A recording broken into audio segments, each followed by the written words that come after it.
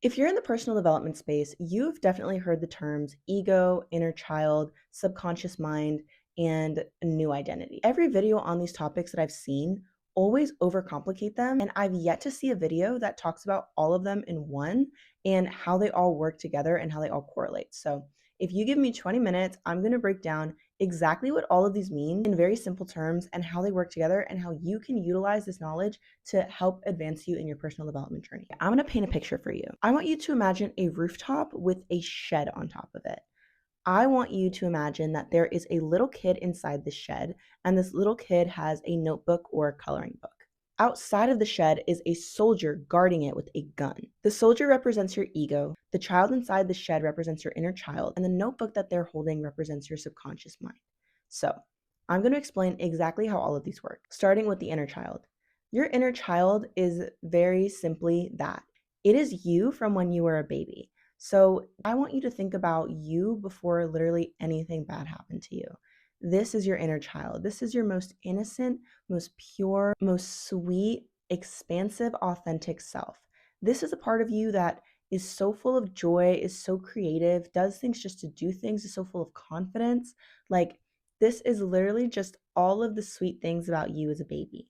That is your inner child. Second is your ego. Your ego is a soldier that is outside of the shed guarding it. Your ego is your body's way of protecting itself because, as we just went over, your inner child is so pure. They're so innocent and they need to be protected because the world is fucking mean. When you're a kid and the first time something bad happens to you, the first time you felt fear as a child, your ego came into play to protect that inner child from experiencing that fear and that anxiety. Keep in mind that your ego's goal is to protect you, but also understand that your ego is a soldier. All it does is take orders. I want you to literally think of it as like it's a machine. It connects point A with point B, and I'm going to explain what I mean in a minute. The notebook or the coloring book that the child has is your subconscious mind. This is because your subconscious mind is created through all of the beliefs that you adopt from the ages 1 to 7. That is when your subconscious is formed. So that is who is writing the rules to your subconscious mind and the beliefs of your subconscious mind. Okay? So let's say in the real world, take the rooftop out of your mind for a minute and we'll come back to it in a second. So let's say that the kid is 7. So we're going into the real world, leaving the rooftop behind, right? You're 7 years old, it's your first day of school, and if that's the first day of school, I don't know. It's your first day of school and you're super excited, right?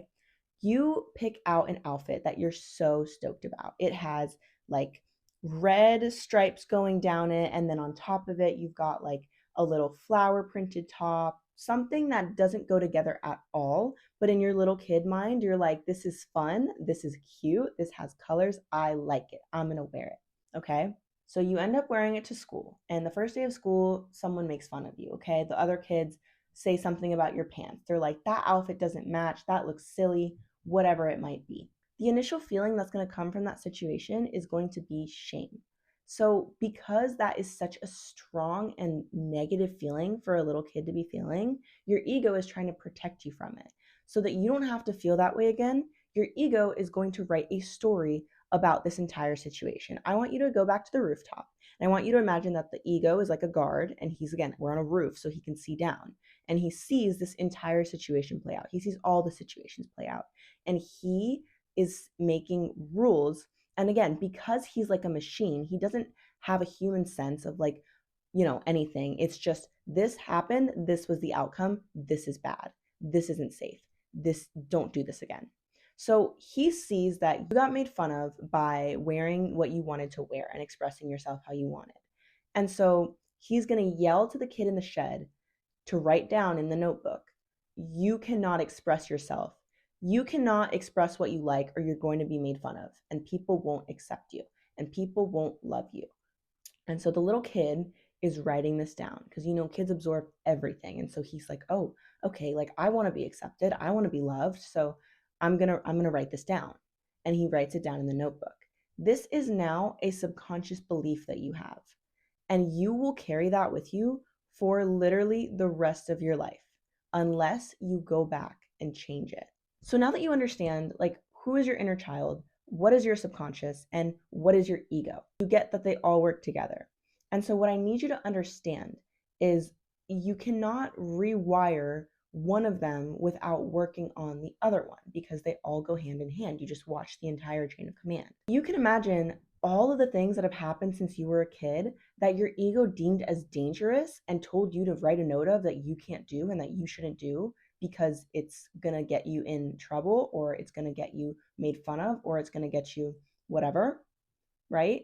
It's going to give you some negative feeling that your ego is trying to protect you from. So you tell yourself stories to avoid having to feel the initial feeling, which for our scenario was shame. Your ego makes up a story about it and says, you shouldn't do this because if you do this, this is going to happen. And therefore, the inner child does not come out of the shed and stays in a little box listening to what the ego has to say. The ego, the child, and the subconscious mind are all a part of you. So they all have the same worldview as you. So whatever your ego deems as unsafe or scary or something that you should avoid completely is something that the child of that age would deem scary, unsafe, or that you should avoid completely. Still holding on to beliefs that are subconscious like this are not serving you and they're holding you back because you're literally operating like a 7-year-old. You're looking at the world from a place of fear the way a 7-year-old would. You're older now. You know better than that. You know what I'm saying? And even if you consciously and logically know better than that, that belief is going to keep you back until you heal the child that it hurt. So let's say you're a creator, right? Whether you do music or you do content or, you're an artist, whatever it is. Let's say that you are finally ready to start, putting your stuff out there and you're ready to create and you're excited to put your stuff out there. And you're putting everything out there and you're seeing, like, fast forward, obviously you're older now, and you just seem to not be getting anything back. You're not getting any attention. It feels like you're talking to nobody. And it's like, why is this happening? Like, I'm doing the work, I'm showing up, I'm, tweaking it, I'm doing my best, right?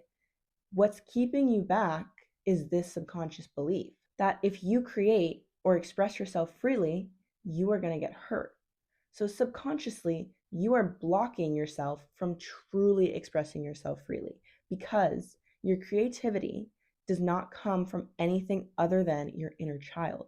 And if the inner child is still hurt and scared and thinks that if it's completely expressive, it's going to get in trouble, it will never do that. So how do you actually start to go about fixing this? It's just a matter of becoming aware. Now you have an awareness of how all of this works together. You can see as scenarios play out what your ego was seeing, what it was telling you to protect you, and what the child was trying to avoid feeling. So let's go back to you and let's say this is you, okay? How would you heal and rewrite this subconscious belief that you have that's holding you back? You're going to go to the child first. You're going to literally go back in time. Like, go think about that memory. You're going to meditate for a little bit. You're going to think about that memory. And then you're going to stop and you're going to, right before the moment happens, right before you feel the shame, you're going to go to the inner child and you're going to pick them up in your head, of course. You're you now. You're going to pick them up and you're going to give them a huge hug. And you're going to tell them everything they need to hear that will make them not think that it's wrong or bad to express themselves. You're going to explain to them that other kids make fun of people who are different because that's what they do. That's not what they're, that's whatever. That's just what they do.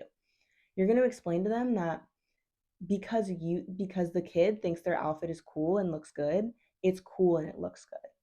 You're going to explain to them that the feeling that they're feeling, the shame that they're feeling, you're going to sit with them through it. You're going to hold it and you're going to say, this is what it feels like to feel embarrassed, but you don't need to feel embarrassed about expressing yourself, etc.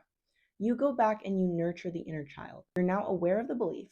You go back and heal the inner child, and then you have to kind of fight the ego, because the ego is, again, like I said, it's a machine and it's like a program. All it knows, even if the inner child has been healed, it doesn't know, oh, we can't do that. So when you try to start creating still, it's going to still tell you, no, no, no, no, you can't do that. Once you're aware of the belief, you've healed the inner child, you have to now kind of go back and forth with the ego. The ego is like a barking dog, okay? It will stop barking if you tell it to stop barking. So you just need to become aware of when it's coming into play and when it's that voice and a barking dog and not your true authentic self.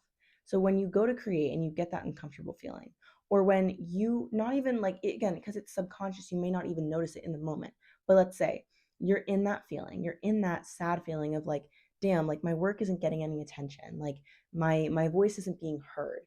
You're going to stop and you're going to think, you're going to see what comes up. And I promise you, there's going to be a negative thought about it. There's going to be something telling you, you shouldn't do it. You know, you're not meant to do this. You're not good enough for this, whatever. That's the ego.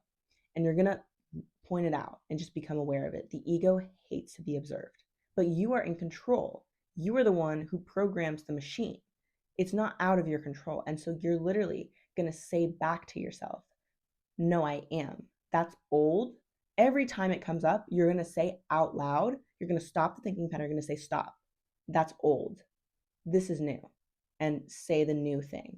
I'm free to express myself. The world wants to see what I create. The world needs to see what I create, etc. So that is a quick and simple little video on the ego, the inner child, the subconscious mind, and how you can actually work with all three of them to rewire your subconscious so that you have beliefs that are actually serving you.